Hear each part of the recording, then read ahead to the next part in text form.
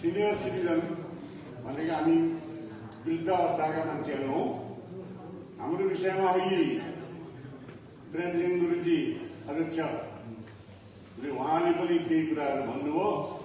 यसैलाई मैले हाइलाइट गर्नलाई म यहाँ उपस्थित भएको हुँ र केही कुराहरू म यहाँ भन्छु। यहाँ ज्ञान प्रसाद गुरुङ ज्यूको अध्यक्षतामा के कुराहरू भए कसो भयो यो सिनियर सिटिजनको लागि मात्रै हो।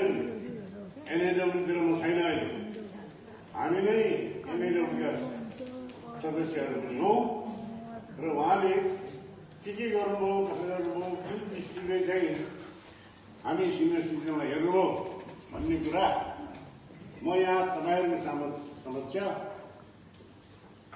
केही कुराहरू प्रस्तुत गर्न चाहन्छु।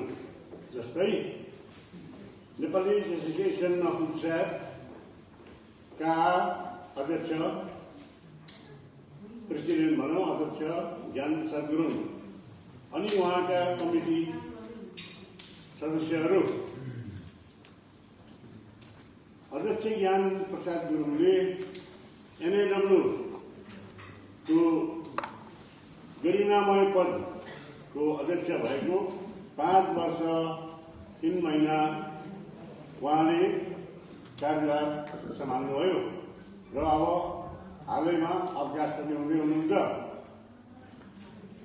उहाँको दौरानमा हामी सिनियर सिटिजन अथवा ज्येष्ठ नागरिक स्विन्डन पनि एनएडब्ल्यूको शाखा भएको कारणले भन्नुपर्दा ठुलो रूप थियो। ठुल्ठुला हाँगाहरू चाहिँ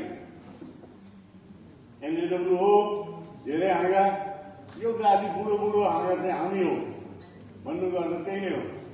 हुन त एउटै रूप हो। उहाँले हामी सिनियरहरूलाई कस्तो सहयोग गर्नुभयो त्यो कुरा म यहाँ प्रस्तुत गर्न चाहन्छु।